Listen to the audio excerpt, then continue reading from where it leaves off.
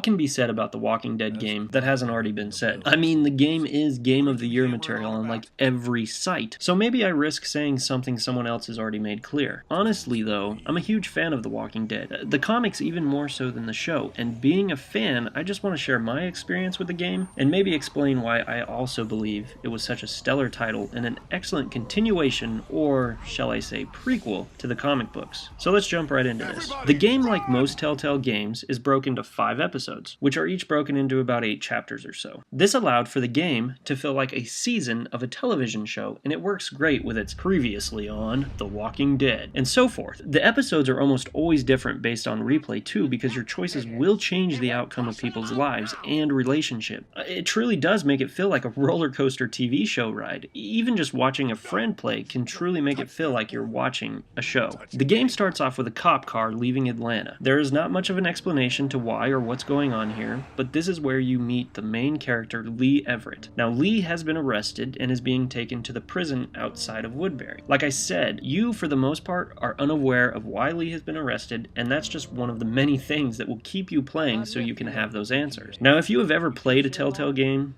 you know what they are known for with their gameplay style and mechanics. If not, well, they're basically a souped-up point-and-click game. But don't you dare let that keep you from this amazing game. This game was made to reveal another amazing chapter in the world of The Walking Dead, and the point-and-click game style really allows for the character development and story to immerse you. The first thing you will notice is the art style, which, if you ask me, is such an amazing tribute to the comic books. It takes on a very cel-shaded style, much like that of Borderlands or Wind Waker. Now, it's easy to dismiss this style as simplistic due to it not having the gritty feel of the show, but it's not meant to have anything to do with the show. It's meant to pay tributes to Tony Moore's art style at the beginning of the comic books, so it feels like it's coming straight out of the pages of the comic book. I mean, it honestly looks like it was drawn up by Tony himself. Even character models like Glenn or Herschel's farm are ripped straight from the pages of the comic book. That, for me, was a clear sign that Telltale's goals were not to cash in on the Walking Dead craze, but to pay a tribute to the world of Kirkman and give us a new story. But as I was saying, the game starts with Lee being hauled off to prison when the outbreak happens. Walker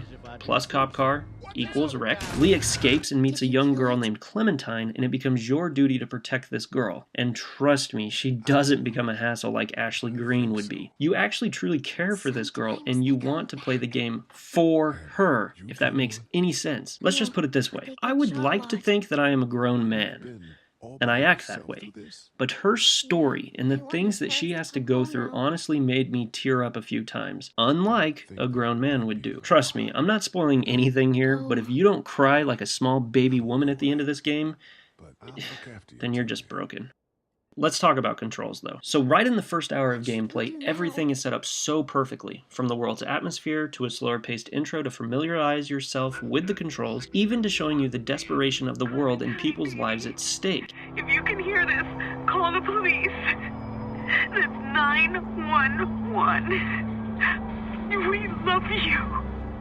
You play and control the character Lee. You are able to move Lee around the environment using the left thumbstick. The right thumbstick is just crosshairs on the screen that can be moved around and used to click on things in the environment. This is used to pick up items, talk to people, solve puzzles, attack enemies, open doors, cupboards, and so forth. Where the game shines, though, is dialogue. If you have watched the show or read the comics, you know it's not the walkers you fear, but the living. You want to build relationships and know how to talk to people. All conversations have dialogue branching, which means when you are asked a question or you talk to someone, you have 4 choices to choose from, and the choices can become difficult. You may alienate your chance at food, protection for Clementine, weapons, friendships that may keep you alive in the long run. These answers that you have to choose from are never easy because they can get people killed or have people turned against you. And the answers are timed, so you have to respond quick, or you may say the wrong thing that may very well damage a relationship or worse. To give you an example, one of the first times this happens in the game is when you have to choose whose life to save. If you know the comics,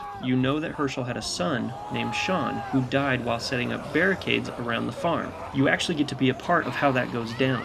You're faced with trying to save a young boy on a tractor named Duck, or Sean, and it will cause a huge ripple effect no matter who you try to save because families are involved. Save Sean, you may ruin your chance of Duck's father being there to help you later because you didn't save his boy. Save Duck and not Sean, you piss off the man who offered you shelter. You have to learn to think on your feet, and it's never an easy choice. Plus, everything you do for this poor girl, and your choices will affect Clementine. You may have a chance to kill someone who put your group and Clementine at risk and almost got you killed. It's really easy to think, well, I'll just kill the fucker for putting my people at risk. If you take that route though, what do you tell Clementine? What happens if she sees it? And trust me, it will affect how you and her communicate as the game goes on. And that is another beauty about the game. You may kill or lose someone, whether it be a mistake or not, but if you go back and replay the game, you will see that you can change that. You may keep someone alive a few more episodes than when you first played, or change a relationship in the game, which may aid you in a tight situation, which can really change your approach. Since the biggest majority of the game is communication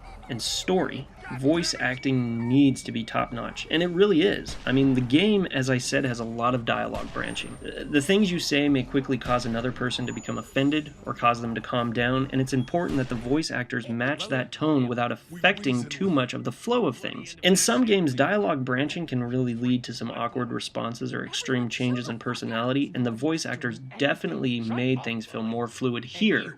Not to mention, they really brought their A game. There were a few awkward pauses here and there, or a response that seemed out of place given the context, but I was really able to enjoy the game for what it was. You honestly can feel the pain and depression in the characters' voices. Their tone really does match the environment. Really, the game is going to keep you playing just to know the outcome of your group. It will even get you to replay just to see how you can approach things differently, or to see if you can keep someone alive longer who you may have put at risk. It really makes you realize how stressful it can be to keep a group together during a shitstorm, and thankfully, since it is just a game, it's fun to experience. This game is definitely for comic book fans for sure, from the art style to the story, even down to the small cameos such as Glenn, so you get a chance to see what he was doing before Atlanta. There was a girl in the game named Lily, who was actually meant to be the Lily from the comic books who works for the governor and shoots... let's not spoil that if you haven't read the comics, but her story was so damn good though. But then Robert Kirkman decided to write the book Road to Woodbury, and he had a completely different backstory for Lily in that book. So Telltale had to cut their ties and say it was an entirely different Lily, so the comic, this game, and novel worlds of The Walking Dead would all still be canon. But as a fan, it was nice to see the story Telltale wrote out for Lily, really justifying and outlining her character, making her more relatable. There's just some trivia for you, but I made my point. As I was saying, it's definitely for the fans, but even if you only know the show or you want to jump into the world of The Walking Dead, I promise this game is a great start and a story that will really keep you invested.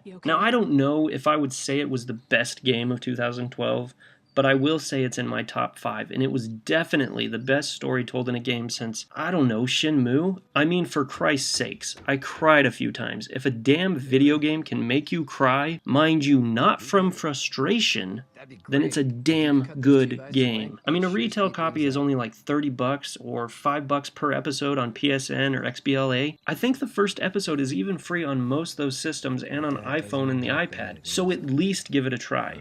I am 99.98% sure you'll want to keep playing Telltale's The Walking Dead.